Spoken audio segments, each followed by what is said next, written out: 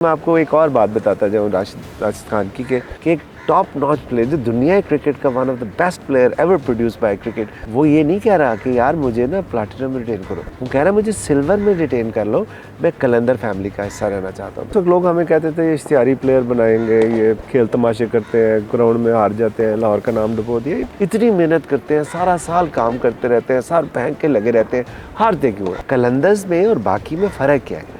फ़र्क ये है कि हम जो कहते हैं वो करते हैं। पिछले सीज़न में मैंने 4 करोड़ की टिकटें खरीदी थी। हमारे प्लेयर थे, उनको हमने, मुझे याद है, उनके एक मेरा ख्याल है 40-50 के करीब लोग इकट्ठे आए थे, और वो कहेगा मैं दुनिया में सबसे बड़ा लाहौरिया हूँ। लेकिन आप 5,000 10,000 की टिकट नहीं ले सकते। वो भी मैच देखने आए ना, अगर आपने ड्राइंग रूम में देखना है तो घर में देख ले यार। मेरे पास एक डाला है जो कि शाहीन को बड़ा पसंद था, और शाहीन मुझे कहता था कि यार आते भाई मुझे बेच दे, तो डाला पसंद था ना, वो तुझे दे दे। मैंने कहा ना ना ना, अब मुझे नहीं वाला चाहिए। यार भाई तू मैनेजर है। उसने कहा नहीं यार ये क्या बात है, तू मेरे मैनेजर से छोटा भाई, इसलिए तू मुझसे प्यार करता है, इसलिए तू मुझे कह रहा है। सो ये क्रेडिट गोज टू समीर। हमें नहीं लग रहा होता कि हम मैच खेल रहे हैं, हमें लग रहा होता है कोई जंग चल रही है।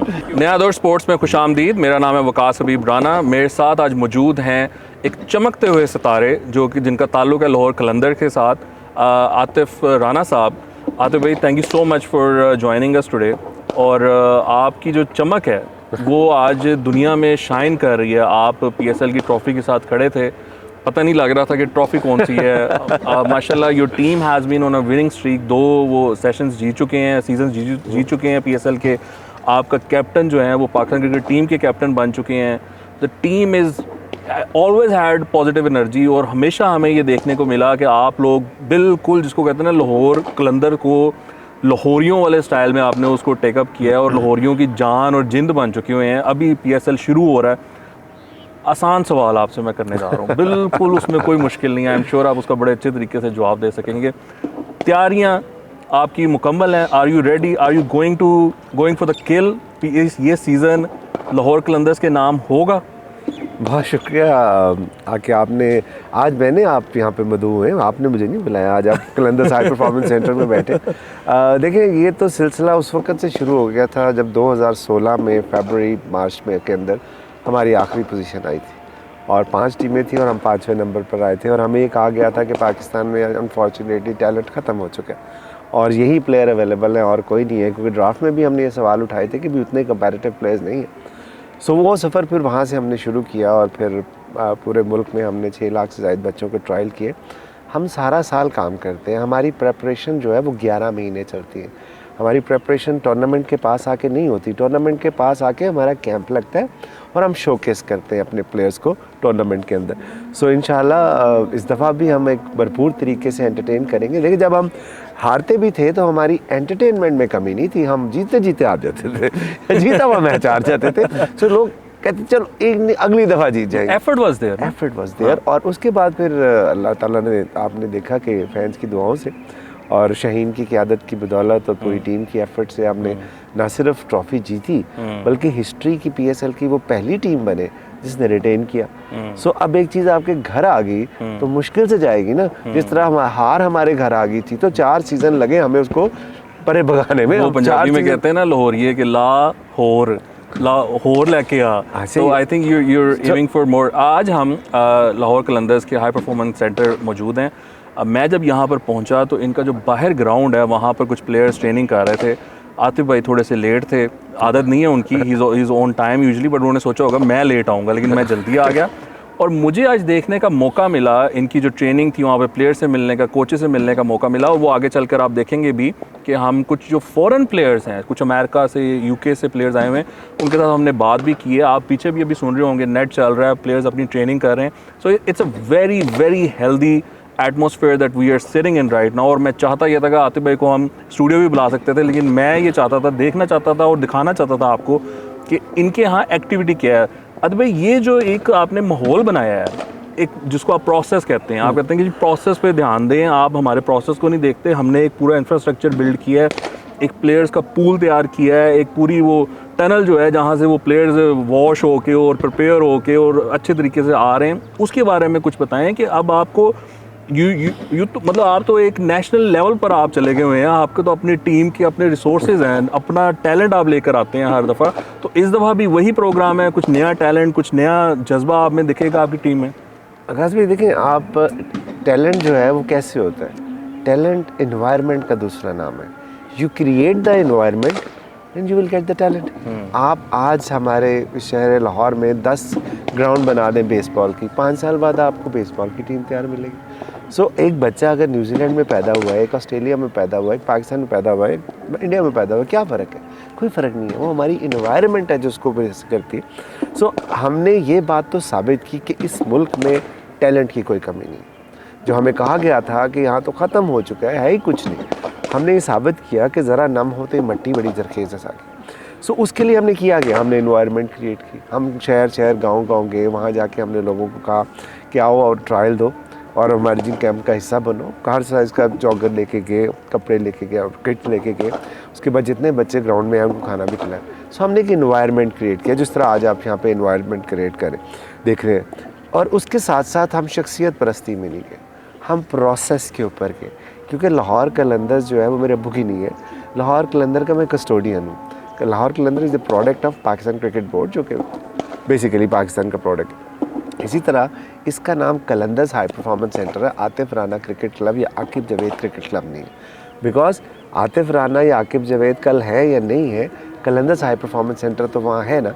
So it's all about the environment that you create and you will get the talent. और अभी जो आपके कैप्टन हैं, he is a young guy.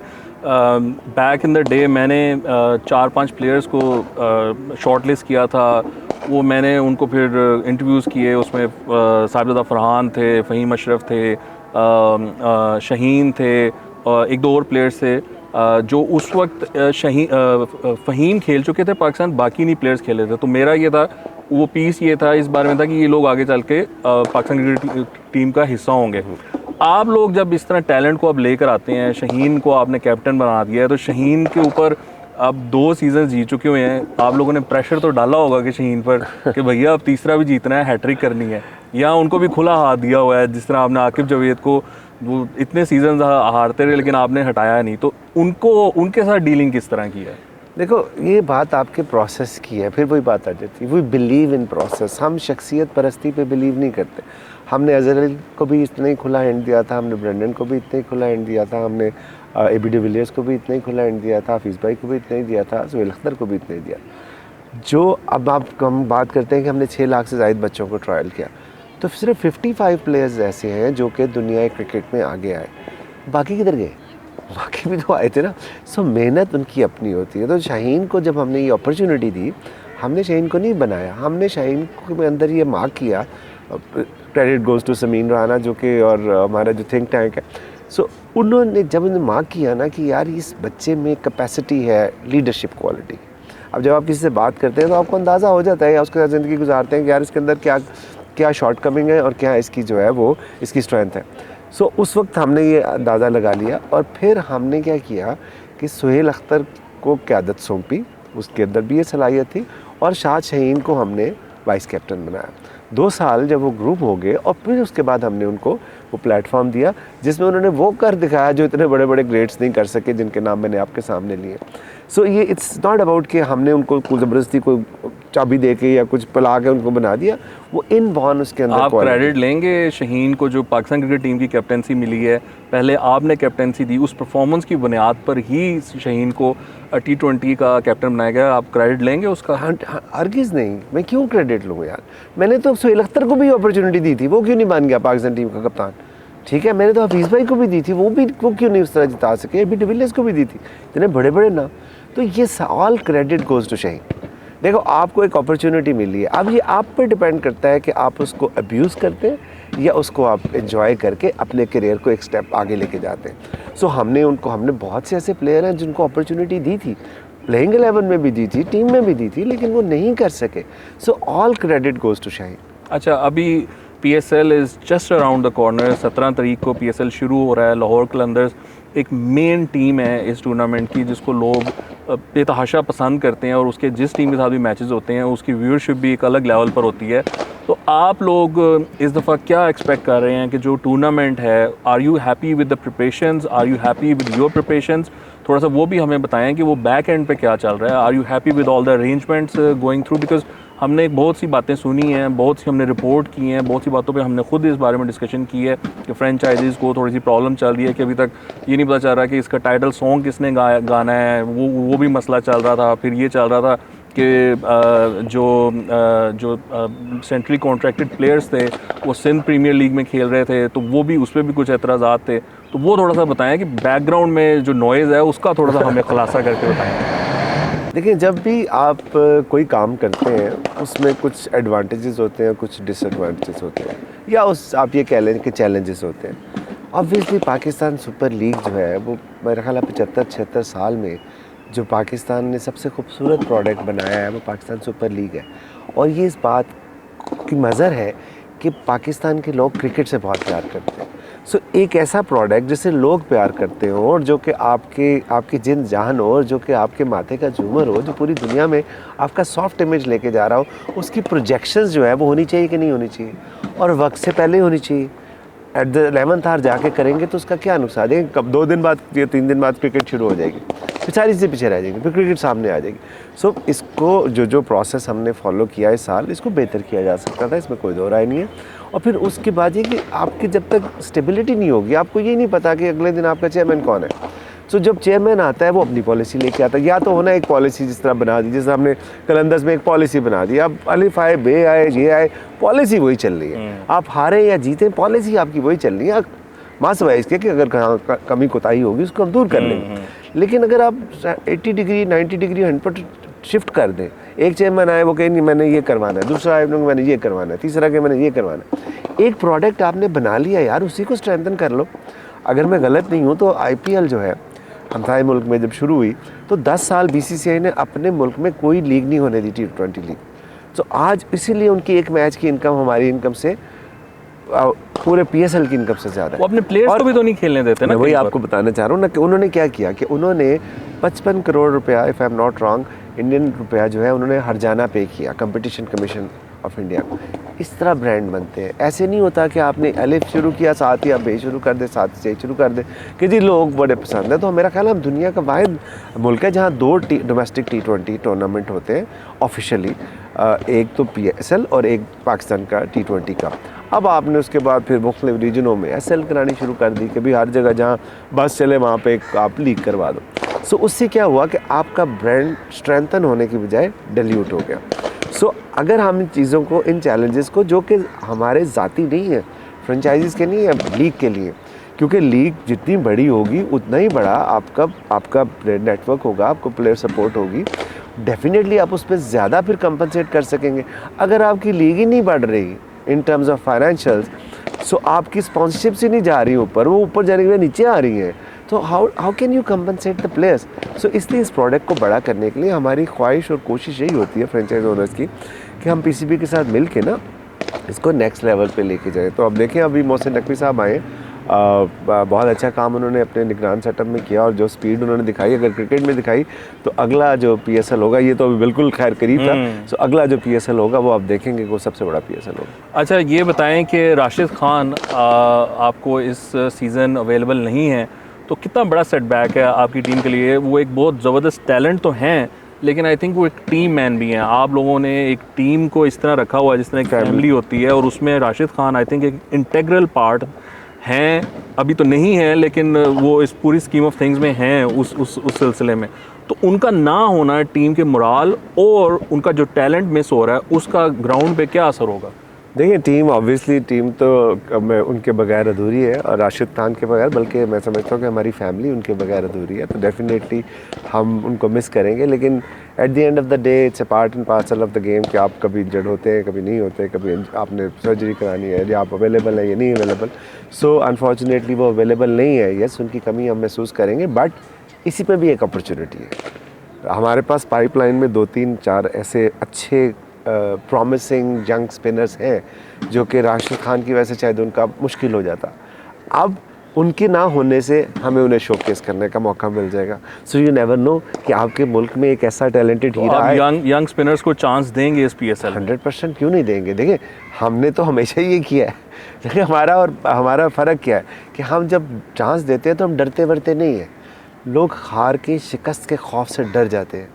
इसलिए आपने जो बात की ना कि आकिब भाई के खिलाफ लोगों ने जुलूस तक निकाल दिया लेकिन कौन खड़ा था? मैं, क्योंकि मुझे पता था यार हमारा प्रोसेस ठीक है, आज नहीं तो कल हमने जीतना है। लोग लालच में पड़ जाते हैं। लोग कहते हैं यार किसको ब्लेम करूं?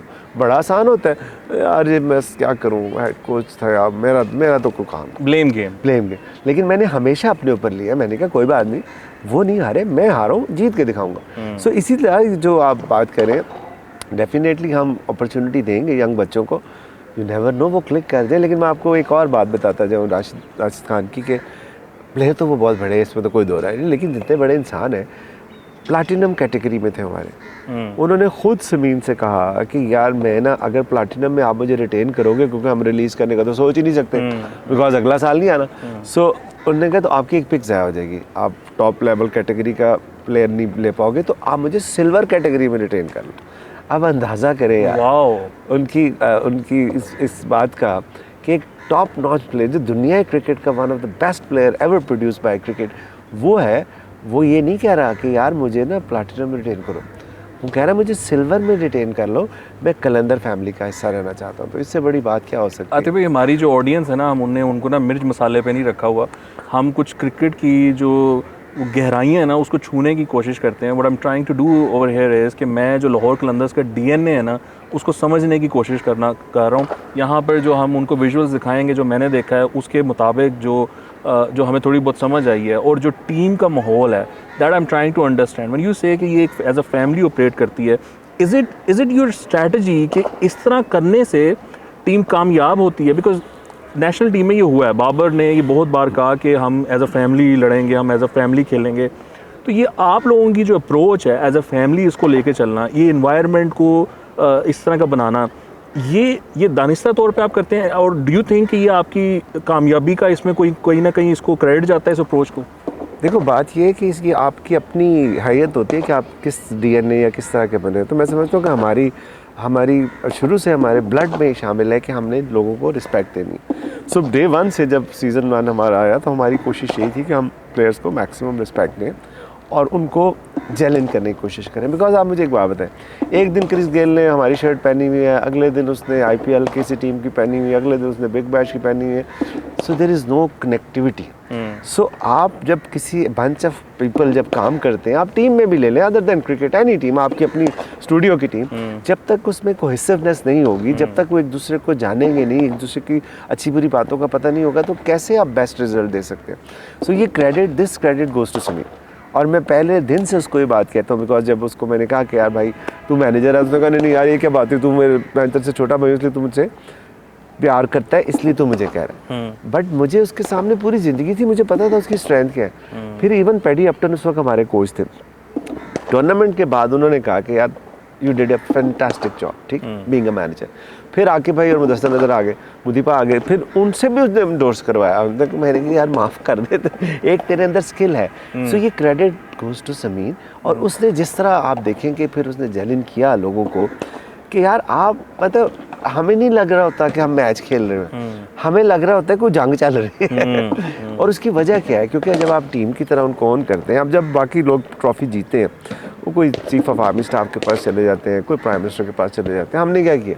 हम पहली दफ़ा ट्रॉफी जीते, हम वो ट्रॉफी लेके हम प्लेयर्स की फैमिलीज़ का शुक्रिया अदा करने के कि आपने ऐसा बच्चा जो है वो हमारी टीम और पाकिस्तान को दिया है, तो यू डिज़र्व द क्रेडिट। अब आपका बच्चा स्कूल में फर्स्ट आए और उसका जो प्रिंसिपल है वो उसका सर्टिफिकेट लेके खुद आपके घर आए, तो कितनी प्राउड मोमेंट होगी आपके लिए। तो इसी तरह फिर हम अपने फैंस के पास गए। सो हमारे जो फैमिली है वो सिर्फ प्लेयर्स पे मुश्तमिल नहीं है, ये लाखों करोड़ों फैंस भी उस फैमिली के। आपने गेम में से इमोशंस को कट आउट नहीं किया, बिकॉज बहुत सारे जो मॉडर्न डे क्रिकेट है या मॉडर्न डे जो एथिक्स हैं वो कोशिश ही करते हैं कि इमोशंस को हम इससे जो है ना माइनस कर दें अपनी स्ट्रेटजी से, अपनी अप्रोच से, और इसको स्ट्रिक्टली जो है ना एक बहुत ज़्यादा प्रोफेशनल और लेवल पे जाके ना साइंटिफिक लेवल पे जाके उसको ऑपरेट करें। बट लाहौर कलंदर्स की लाहौर की टीम हो और वो इमोशनल ना हो, तो ये मतलब अच्छा नहीं लगता। कैसे पॉसिबल है? आप मुझे बताएं, हमने जब ये फ्रेंचाइज ली थी तो लाहौर को सरफ के डब्बे से नहीं निकला था कि यार इसके नाम निकला है, वो जानते बूझते उठाया था, क्योंकि लाहौर जो है वो पाकिस्तान का दिल है, और दिल जितना वाइब्रेंट होगा उतना ही आपका जो है वो बाकी जिस्म भी तवाना होगा। यही चीज़ जो है मैं उसको लिंक करना चाह रहा था, बिकॉज देखें एक टीम, मुख्तलिफ टीमों की बहुत ज़्यादा वाबस्तगी है अपने फ़ैन बेस के साथ। लाहौर की भी है, लाहौर की बहुत स्ट्रॉन्ग वाबस्तगी है अपनी फ़ैन बेस के साथ। तो वो जो इमोशनल कनेक्ट है वो जब तक आप फील्ड पर नहीं दिखाते, वो ऑफ द फील्ड भी जो फैंस हैं वो फील नहीं कर पाते। तो आपने एक जो फैमिली ग्राउंड में उतारते हैं, फैंस को भी आपने ऐसा लगता है कि उसी फैमिली का हिस्सा बनाया हुआ है और उनको भी साथ साथ लेके आप चल रहे हैं। इसकी वजह ये है कि जो हमारी नेशनल टीम है वो थोड़ी सी इस टाइम नीचे जा रही है, थोड़ा सा वहाँ पे हालात जो हैं वो अच्छे नहीं हैं।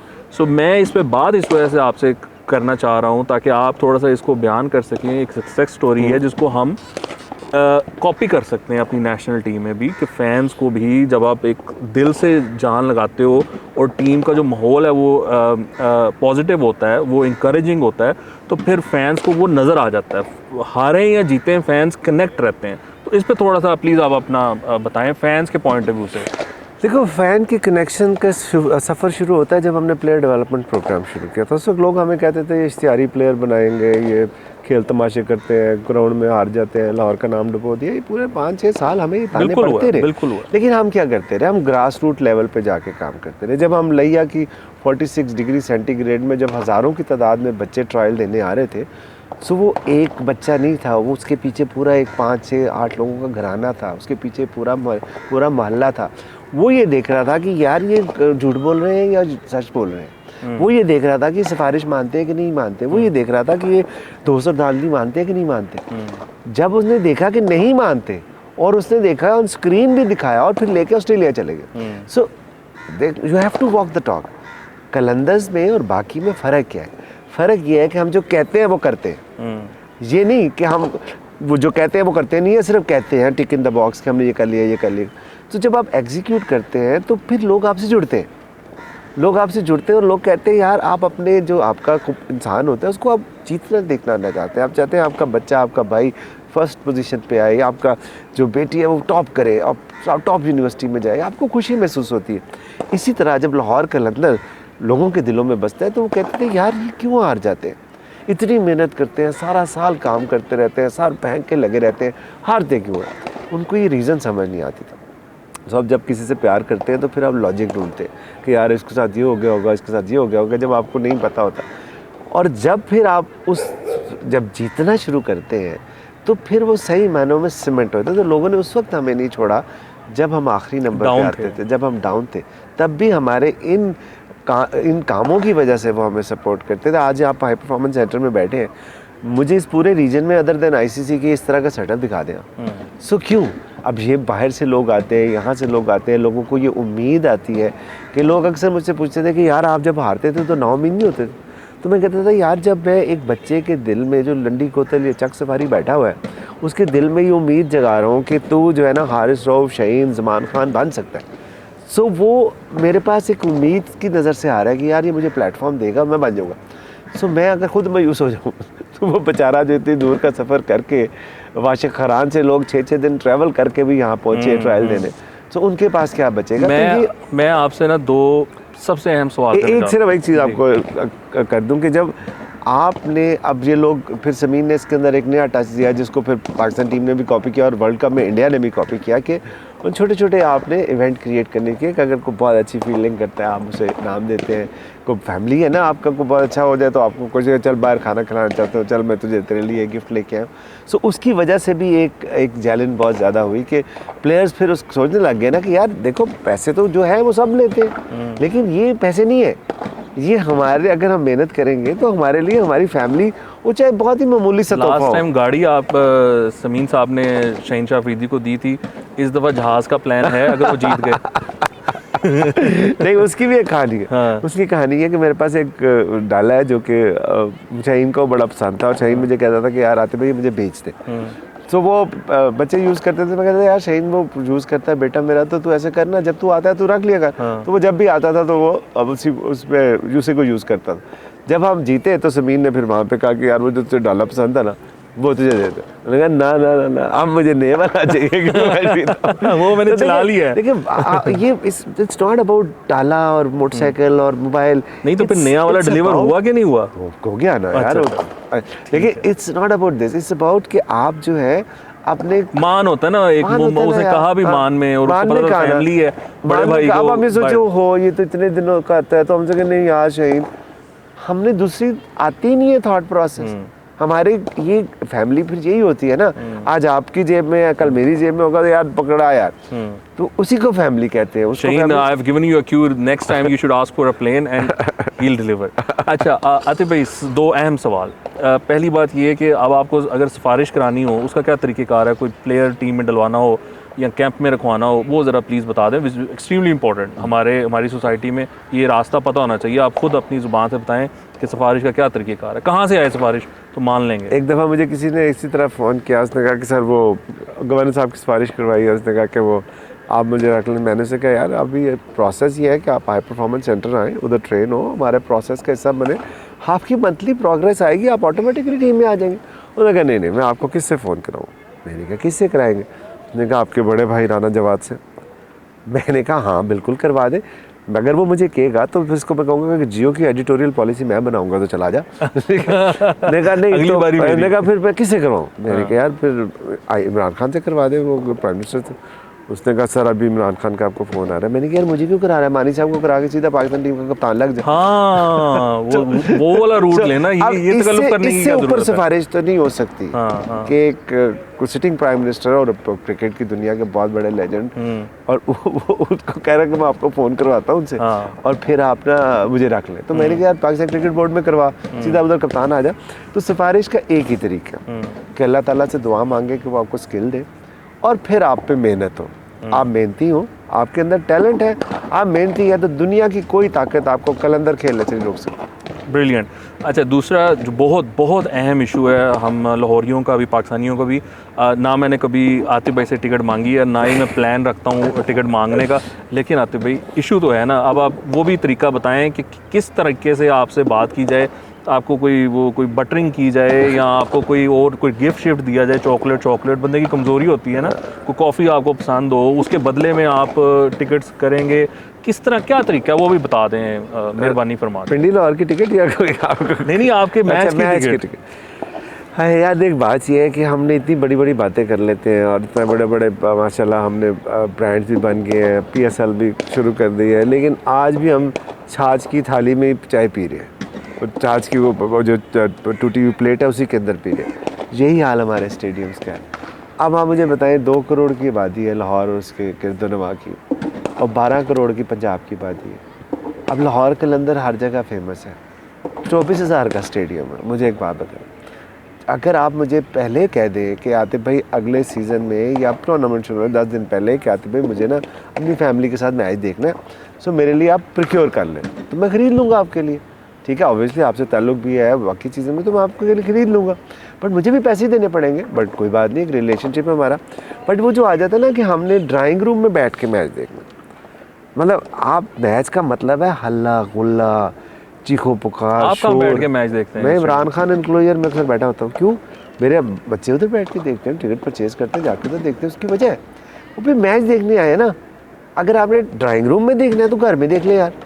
अब हमारे यहाँ चूँकि स्टेटस सिंबल है तो वो कहते हैं यार वो फार एंड पे ना। और फिर मैक्सिमम आपको कितनी टिकट्स की रिक्वेस्ट की गई है? जब कोई आप भी तैयार हो, अगला बंदा कहे कि यार इतने बंदों के लिए मेरे कर दो। सर पिछले सीजन में मैंने 4 करोड़ की टिकटें खरीदी थी सर। रियली? जी। अब देखो, अब एक कुछ तो होते हैं जो इनएविटेबल है, जिस तरह हमारे पार्टनर्स हैं जो हमारे साथ में सपोर्ट करते हैं सारा साल, फिर हमारे प्लेयर्स हैं। अब आप प्लेयर्स को ये तो नहीं कह सकते कि हम फैमिली वाले को टिकट कोई नहीं उनको तो देनी पड़ेगी। अब उनकी फैमिली आ रही है, और मैं एक हमारे प्लेयर थे उनको हमने, मुझे याद है उनके एक मेरा ख्याल है 40-50 के करीब लोग इकट्ठे आए थे। Oh my God. अब वो, लेकिन वो हमारे लिए प्राइड है, बिकॉज ऑब्वियसली वो खेल रहे हैं, हमारी टीम को रिप्रेजेंट कर रहे हैं, सो वो हम खुशी खुशी करते हैं। इशू जो आता है कि जो बंदा अफोर्ड कर सकता है वो, और वो कहेगा मैं दुनिया में सबसे बड़ा लाहौरिया हूँ, भाई लेकिन आप- लेकिन टिकट नहीं लेकिन खरीदनी, आप 5,000 पैसा नहीं खर्चना। 10,000 की टिकट नहीं ले सकते। अच्छा, और आपको प्यार है लाहौर से। You know this is what I wanted to get to, कि आपको हमने इनसाइट्स बताई हैं कि ही आल्सो बाइज टिकट्स, मतलब वो एक स्टैंड की आप कुछ शायद डिस्काउंटेड प्राइस में मिलती हो आपको, नहीं नहीं, सेम प्राइस पे, सेम प्राइस। तो ये ख़रीद लेते हैं और फिर अपने जो स्पॉन्सर्स हैं, जो प्लेयर्स हैं और फिर जो ताल्लुकात हैं उनको फिर इस तरह करके एडजस्ट करना पड़ता है। उसमें भी मेरे ख्याल से एक लंबी लाइन होती होगी, उसमें भी बहुत बड़ा नंबर होता होगा जिनको ये अकोमोडेट करते हैं, 4 करोड़ की टिकट। एनीवे आतिफ भाई, thank you so much for your time. आपसे you. बात करके लाहौर कलंदर्स को समझने का मौका मिला। इस इंटरव्यू का मकसद ही ये था कि हम ये समझ सकें कि आपकी अप्रोच क्या है और आपका जो डीएनए है उसको समझना बहुत ज़रूरी है और उसको रिकॉर्ड पे लाना बहुत ज़रूरी है, बिकॉज उससे हेल्प मिलती है कल को उसको कहीं और कॉपी करना हो इस टेम्पलेट को, तो वो उससे किया जा सके। आपके टाइम का बहुत शुक्रिया। आपसे फिर PSL के बाद अगर आप जीतते हैं ट्रॉफी तो फिर आपसे बात होगी। Thank you so much. Thank you.